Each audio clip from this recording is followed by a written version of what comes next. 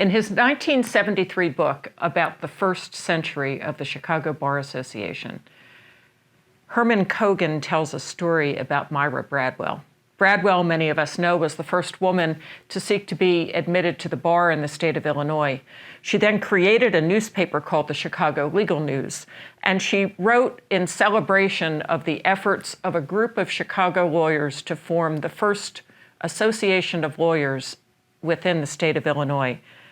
She wrote at the time, Chicago, with its 500 lawyers, could form an association strong enough to have regular monthly meetings and an annual reunion, which, if properly conducted, would be an honor to our city. How far we've come in 150 years. Over that first 150 years, the Chicago Bar Association has created ethical standards for our profession. It advocated for the first ever juvenile court system in the United States and was instrumental in the creation of the first ever public defender's office here in Chicago.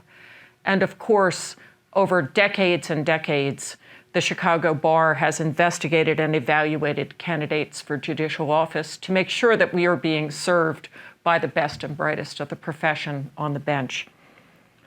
I am proud to have served as president of this fine association, and even prouder to have followed two other lawyers from the law firm now known as Jenner and Block in that role. The first was Judge Floyd Thompson, a former justice of the Illinois Supreme Court. During Judge Thompson's term as president, he created the Chicago Bar Foundation and made the first gift to establish the foundation. Then, in the 1990s, my partner and mentor, John Simon, led the association through the construction of its current headquarters, located here at 321 South Plymouth Court. I'm proud to have served, and as the CBA embarks upon the second half of its second century, my hope for all of us is that we continue to be a change agent, seeking to better our profession and the communities that we serve and where we practice.